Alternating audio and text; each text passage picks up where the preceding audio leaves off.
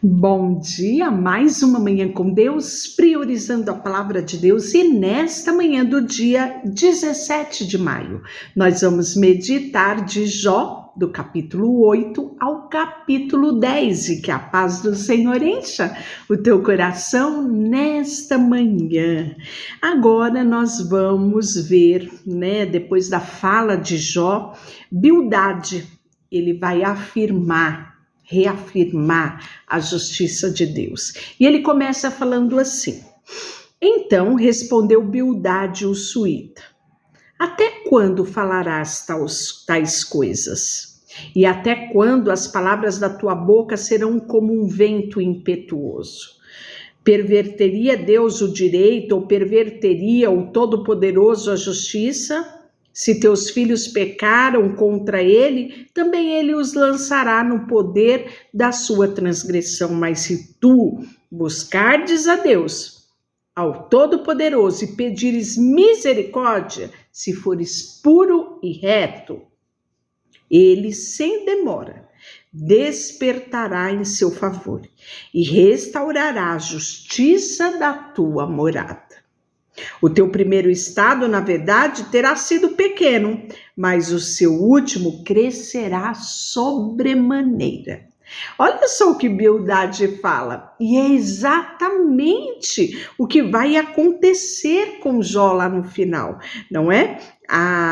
Nós vamos ver que a intervenção de Deus vem ao favor dele, que o estado dele se torna crescente, como fala aqui, sobremaneira, ou seja, ele vai ser muito mais rico, muito mais poderoso. Deus vai lhe restituir com grandiosidade, E aí ele continua falando no 8, pois eu te peço, pergunta agora às gerações passadas e atenta para a experiência dos teus pais, porque nós somos de ontem e nada sabemos.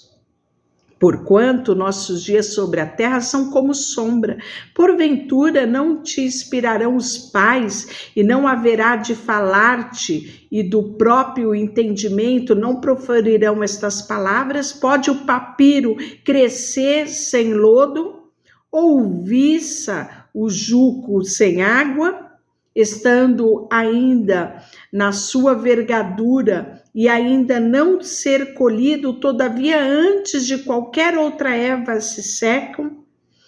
Não são assim as veredas de todos quantos se esquecem de Deus? E a esperança dos ímpios perecerá, a sua firmeza será frustrada. A sua confiança é teia de aranha. Encostar-se a sua casa e ela não se manterá. Agarrar-se-á a ela e ela não ficará de pé. Ele é viçoso perante o sol, e os seus renovos irrompem seu jardim, e as suas raízes entrelaçam num montão de pedras e penetram até as muralhas. Mas se Deus o arranca do seu lugar, então este o negará, dizendo: nunca te vi. Eis em que deu a sua vida, e do pó brotarão outros. Eis que Deus não rejeitará o íntegro, nem toma pela mão o malfeitor. Ele te encherá a boca de riso e os teus lábios de júbilo. E os teus aborrecedores se vestirão de ignomia, e tenda dos perversos não subsistirá. E aí nós vamos ver que Jó se torna incapaz, de responder a Deus, Ele diz assim: então Jó respondeu e disse: na verdade sei que é assim, porque como pode o homem ser justo para com Deus? Se quiser contender com ele, nenhum de 1000 coisas lhe poderá responder. Ele é sábio de coração e grande em poder. Quem porfiou por ele teve paz?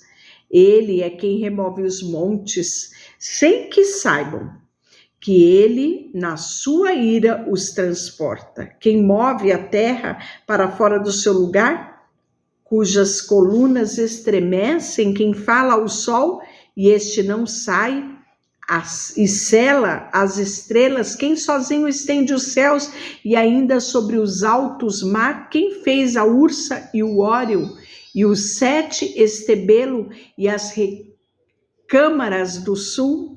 Então, ele está falando aqui dos astros, das estrelas, né?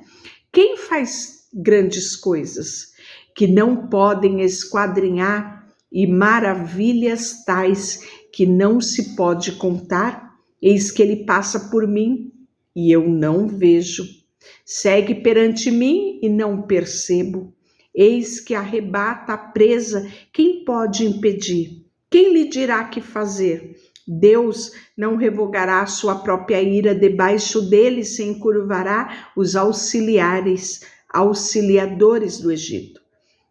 Como então lhe poderei eu responder ou escolher as minhas palavras para argumentar com ele? E ele, ainda que eu fosse justo, não lhe responderia. Antes o meu juiz pediria misericórdia. Ainda que eu falasse e ele me respondesse, nem por isso creria eu que desse ouvido à minha voz, porque esmaga com uma tempestade, multiplica as minhas chagas sem causa, não me permite respirar, antes me farta de amarguras. Se trata da força do poderoso, ele dirá: eis-me aqui. Se de justiça, quem me citará? Ainda que eu seja justo e a minha boca me condenará, embora seja eu íntegro, ele me terá por culpado. Eu sou íntegro e não levo em conta a minha alma. Não faço caso da minha vida. Para mim tudo é mesmo, por isso digo, tanto destrói ele o íntegro como o perverso. Se qualquer flagelo mata subitamente, então se rirá do desespero do inocente. A terra será entregue nas mãos do perverso. Deus ainda cobre o rosto dos juízes dela. E se não é ele o causador disso, quem é logo? Os meus dias foram mais velozes do que um corredor. Fugiram e não viram a felicidade.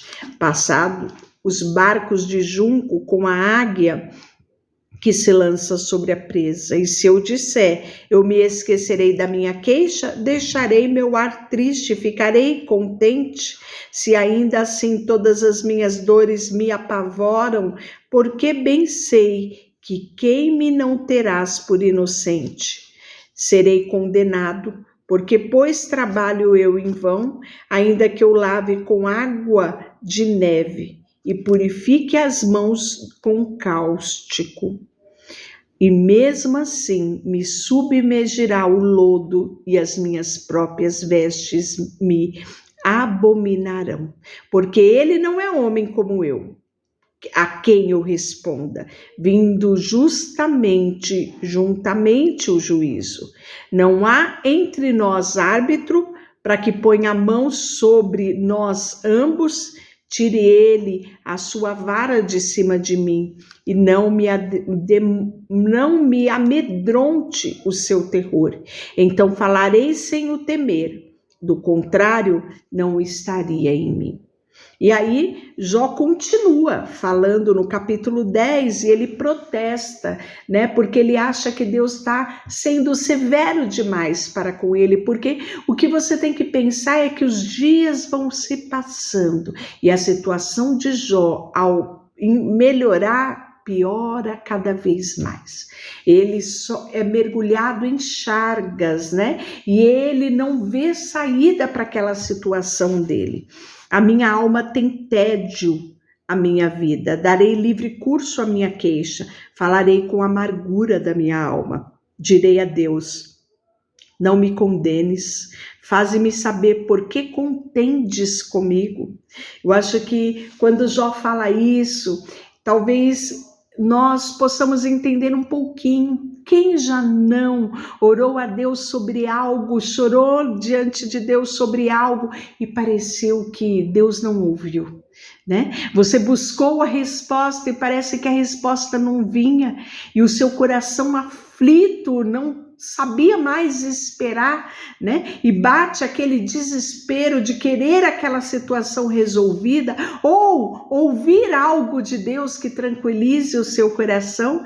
É esse sentimento que Jó tem, né? Parece-me bem que me oprimes, que rejeitas as obras, favoreces o conselho do perverso, tens tu olho de carne, acaso vês tu como vê o homem? São os teus dias como o dia do mortal, ou com os teus anos como os anos de um homem?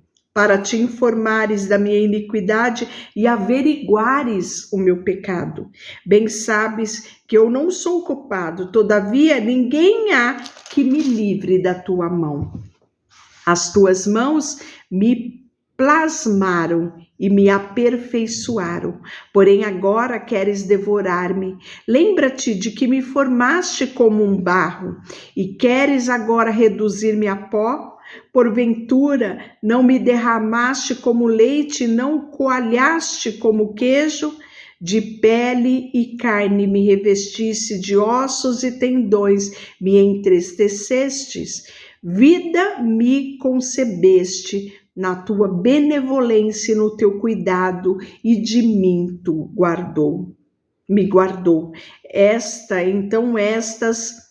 as ocultaste do teu coração, bem sei que resolveste contigo mesmo. Se eu pecar, tu me observas, e da minha iniquidade não me perdoarás. Se for perverso, ai de mim, e se for justo, não ouso levantar a cabeça, pois estou cheio de ignomia e olho para a minha miséria, porque se levanto, tu me caças como um leão feroz, e de novo revelas poder maravilhoso contra mim. Tu renovas contra mim as tuas testemunhas e multiplicas contra mim a tua ira. Males e lutas se sucedem contra mim. Diante de tudo isso que Jó fala, né? Nós percebemos que Jó, ele tinha total consciência de que tudo vinha de Deus, tanto bem quanto mal. E aquele sofrimento que ele estava vivendo, com certeza tinha vindo da parte de Deus. Deus o permitiu passar por toda aquela situação, né? E você percebe que Jó, ele não culpa ninguém pelo sofrimento dele.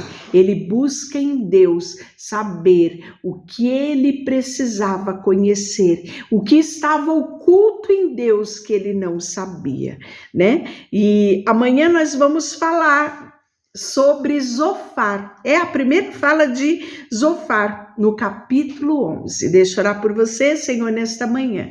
Colocamos diante de Ti o nosso coração, a nossa vida, tudo o que temos e tudo o que somos. Em nome de Jesus, amém. Deus te abençoe.